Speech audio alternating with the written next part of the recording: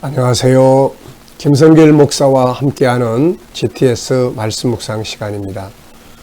오늘은 두 번째 주간의 둘째 날 묵상입니다.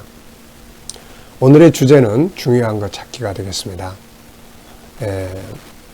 말씀 속에서도 중요한 것을 찾고 또 하루를 살아가면서도 가장 중요한 것이 무엇인지 또 생각해보고 어떤 일을 할 때에도 가장 중요한 방법이 무엇인지 한번 좀 생각해보고 가시면 인생을 조금 더 안정되게 또 살아갈 수가 있게 됩니다.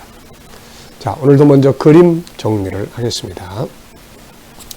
자, 이 그림을 보시면은 어떤 느낌이 드시나요? 제목을 정하고 스토리텔링, 느끼는 것들, 의미들을 적어보시기 바랍니다. 사람은 생각이라는 것이 있기 때문에 이 생각이 살아서 움직여야 하는 거죠. 이 그림 정리는 바로 우리 안에 있는 생각과 재능들을 끄집어내게 하는 훈련입니다. 그래서 우리 어른들도 이걸 열심히 잘 하시면 아이디어가 번쩍번쩍하고 또 기억력도 좋아지고 치매 예방도 되고 우리 아이들에게는 또 이 그림 분석이 이것을 통해서 아이들의 속에 있는 천재성, 재능들이 개발이 됩니다. 제가 조리원에 요즘 월요일 날마다 가서 이제 엄마들에게 교육을 하게 되는데 제가 아이들의 재능을 개발하는 방법으로 소개하는 게 이 5가지예요. 그래서 이 5가지가 엄마들도 아주 재밌게 잘 합니다. 이것만 잘 익숙하게 해서 아이들과 소통하면 아이들이 생각할 줄 알고 말할 줄 알고 정말 재능을 개발하는 중요한 방법들이니까 잘 익숙하게 활용해 보시기 바랍니다. 자, 저는 제목을 연합이라고 적었습니다. 연합. 제목을 연합. 그리고 또 아름다움. 의미는 연합은 아름답다. 그리고 연합은 힘이다. 연합은 감동이다. 이렇게 적어봤습니다. 서로 연합되는 것을 보면은 감동이 있습니다. 그리고 아름답죠. 그리고 강력한 힘을 발휘합니다. 이런 말이 있죠. 뭉치면 살고 흩어지면 죽는다. 모든 면에서 다 그런 것 같아요. 가족들이 하나 되면 가정이 튼튼하죠. 교회 공동체가 하나 되면 교회가 건강하게 사명을 감당할 수 있습니다. 나라의 모든 사람들이 하나가 되면 그 나라는 부강한 나라가 될 수가 있게 되는 거죠. 그러나 반대로 흩어지고 깨지고 분리되고 싸우고 분쟁하고 그러면 망하는 길밖에 없는 겁니다. 자, 두 번째는 이제 분석입니다. 저는 8개의 손을 적어봤습니다. 8개의 손. 4사람의 손인지 혹은 8사람의 손인지 좀 헷갈리긴 합니다만은 일단은 8개의 손. 그리고 성경, 그리고 책상. 그리고 이제 보이지 않는 부분에는 일단은 손의 주인들이 있죠. 이 손의 주인들, 이 사람들이 있습니다. 그래서 보이지 않지만 그 사람들이 있고 그 다음에 이들이 이렇게 연합하는 이유 그리고 연합을 하기 위해서는 또 필요한 것들이 있어요. 자기를 내려놓고 자기 생각을 버리지 않으면 이게 또 연합이 잘 안 되는 거거든요. 또 연합의 힘과 결과가 있습니다. 또 이 연합을 통해서 하나님이 일을 하세요. 마태복음 18장에 예수님께서 두세 사람이 내 이름으로 모인 곳에 나도 값지겠다. 연합은 하나님이 일하시게 하는 중요한 역할을 하죠. 자, 세 번째입니다. 그림에서 가장 중요한 건 뭔가요? 이 그림에서 중요한 것은 말씀 안에서 하나 되는 것. 이렇게 적어놨어요. 이 그림이 그냥 연합이 아니고 성경 위에 손을 얹어서 이제 연합을 하는 것 같아요. 그러니까 말씀을 중심으로 연합하는 것이 이게 진짜 중요한 거죠. 하나님을 떠나는 일에 연합을 하면 안 됩니다. 이 가나안 땅에 정탐하고 온 사람들이 10명이 하나님을 불신하는 일에 연합을 하잖아요. 그 망해버린 거예요, 이게. 그러니까 이게 연합을 하되 예수 안에서, 하나님 안에서, 말씀 안에서 연합하는 것. 이것이 아주 중요한 일이 되겠습니다. 자, 연상법 훈련입니다. 저는 여기서 4가지를 생각을 해봤는데요. 첫째는 에베소 4장 3절. 성령이 하나 되게 하신 것을 힘써 지키라. 우리가 하나 되어야 된다는 말씀. 시편 133편 형제의 연합이 어찌 그리 아름다운고. 그래서 하나님이 그들 위해 복을 내리시는 내용이죠. 또 오순절의 연합 사도행전 2장에 성령께서 임하심으로 서로 성도들이 연합이 돼서 서로 나누고 또 있는 자는 가진 것을 나누고 그러면서 막 연합이 돼요. 이게. 그 다음에 또 계시록 7장 9절에 연합의 완성이 바로 하나님의 보좌 앞에서 모여지는 이 사건이죠. 그래서 연합의 완성이에요. 좀 마음에 안 들어도 이 연합이 중요하다는 걸 인식하고 나를 조금 비우고 내려놓으면서 연합하는 게 중요합니다. 자, 상상력 키우기입니다. 이 그림을 가운데 두고 앞에는 어떤 그림을 그리면 좋을까요? 뒤에는 또 어떤 그림을 그리면 좋겠습니까? 저는 앞에는 각자 그냥 따로 국밥처럼 그냥 손이 다 여기저기 따로따로 행동하는 그 그림을 그려볼 것 같아요. 그러다가 이제 이렇게 연합.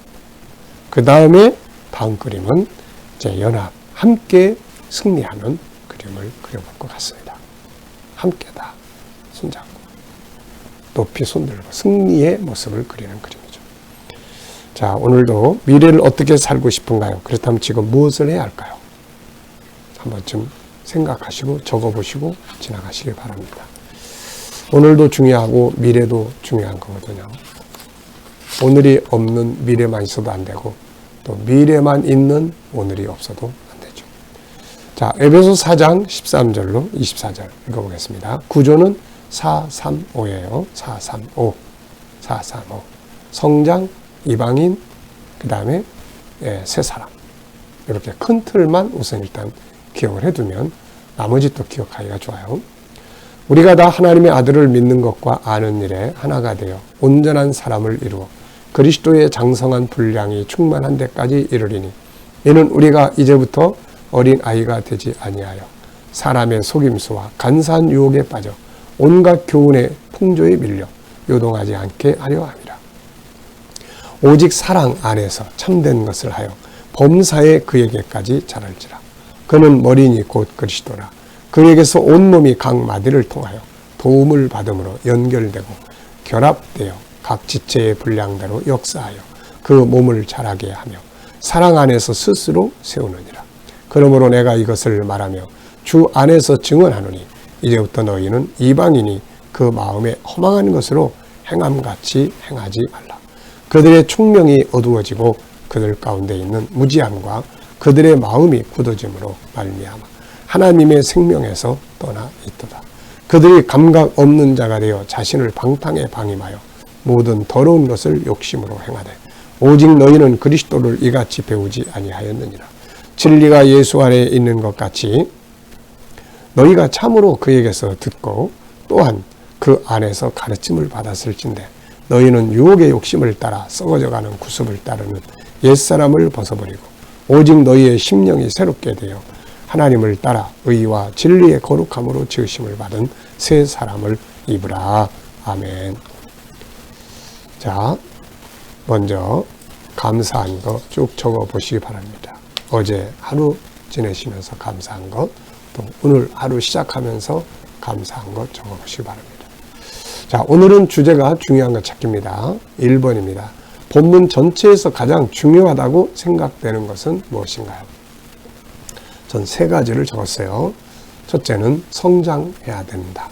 둘째, 이제는 이방인의 풍습을 따라가면 안 된다. 세 번째, 옛것을 벗어버리고 새 사람이 되어야 한다. 네, 이렇게. 사실은 창세기 1장 27절에 하나님의 형상대로 지음받은 이 하나님의 형상을 다시 회복하고 찾아가는 거죠. 이게 죄를 범하면서 이 하나님의 성품, 하나님의 형상이 다 망가졌는데 이걸 이제 예수님의 말씀 배우고 성령의 감동 받으면서 하나씩 하나씩 다시 회복해 가는 거예요. 잃어버렸던 자기를 다시 찾아가는 겁니다. 자, 두 번째입니다. 13절로 16절에서 가장 중요하다고 생각되는 건 뭔가요? 자, 여기서는 이제 성장을 다루고 있죠. 근데 이 성장을 보면은 이제 개인의 성장이 있고 그 다음에 연합의 단체, 공동체의 성장이 있어요. 그래서 개인이 그리스도의 분량에 이르도록 이제 성장해 가는 것.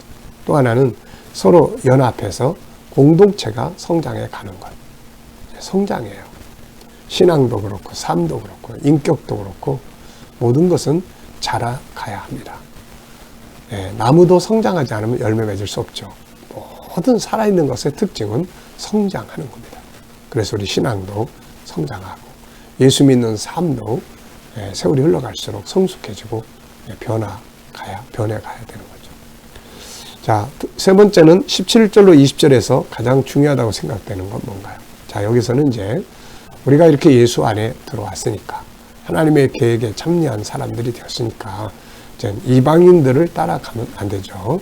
세상 사람들의 특징은 세 가지로 소개가 되고 있어요. 우선 하나는 허망한 것을 따라가고, 그 다음에 하나님의 생명에서 떠나 있고, 방탕과 타락, 더러운 것들을 따라갑니다. 그래서 이런 것들을 우리가 쫓아가면 안 되는 거거든요.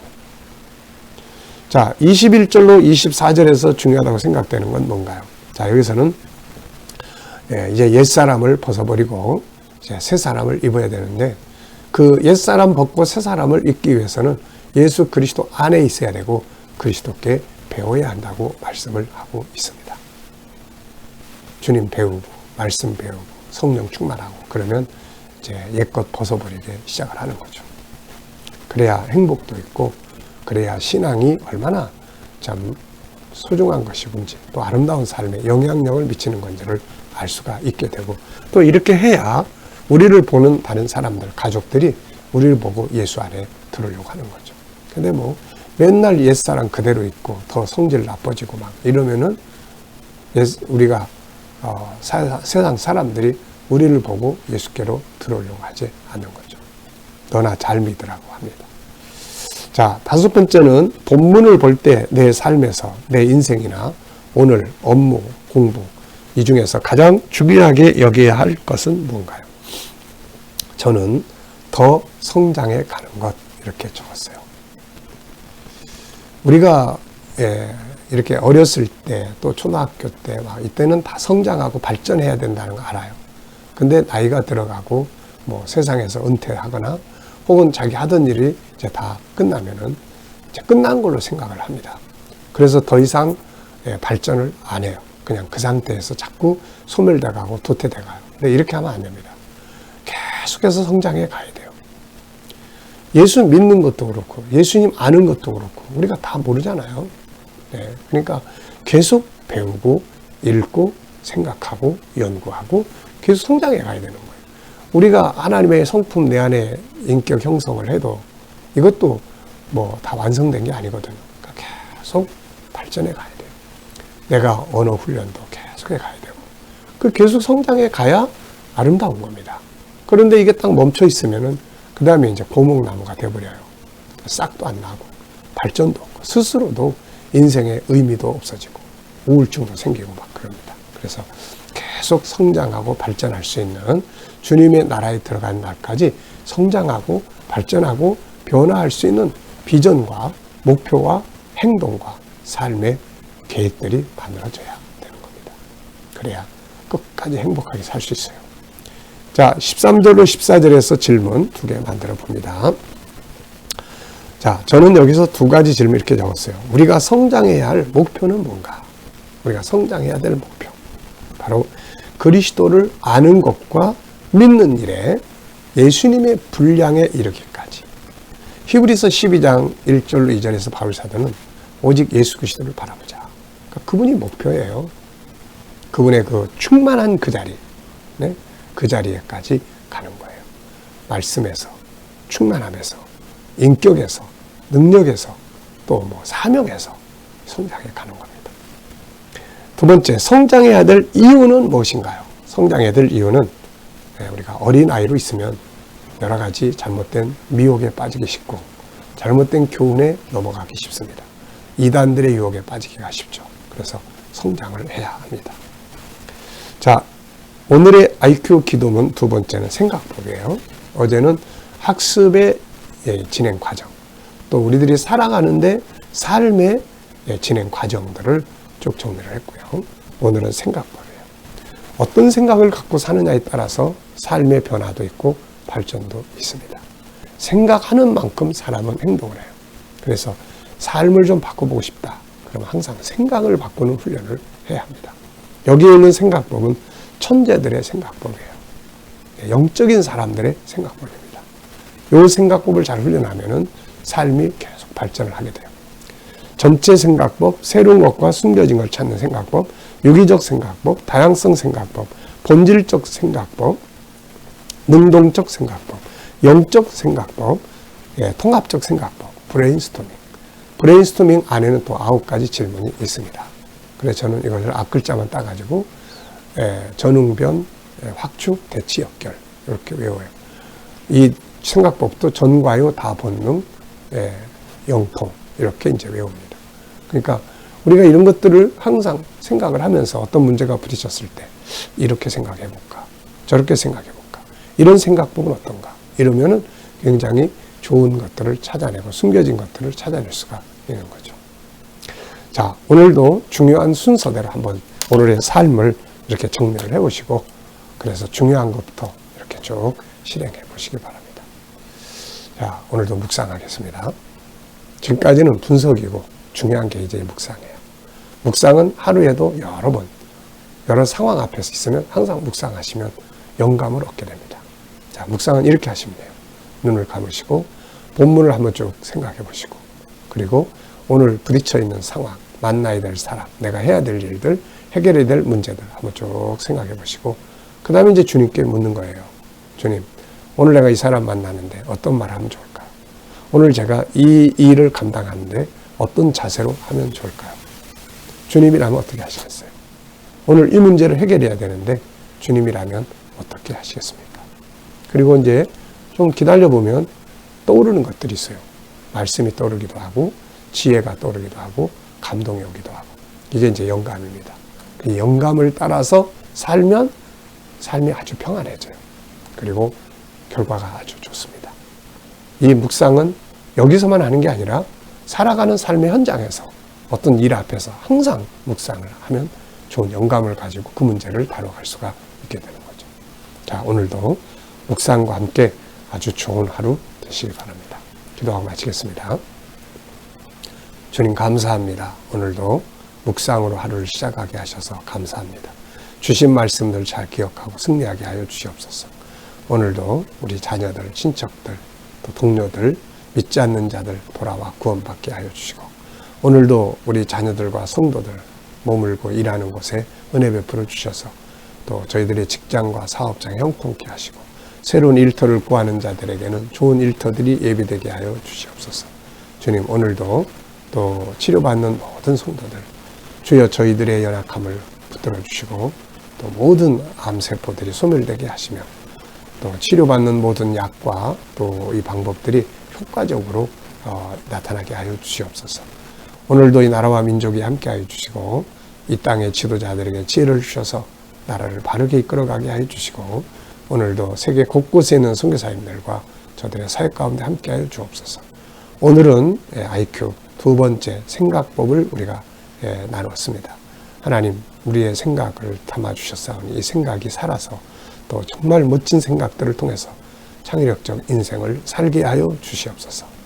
오늘 하루도 주님 안에서 주를 영광롭게 하게 하시고 모든 삶에서 승리하게 하여 주시옵소서. 감사하며 예수님의 이름으로 기도하옵나이다. 아멘.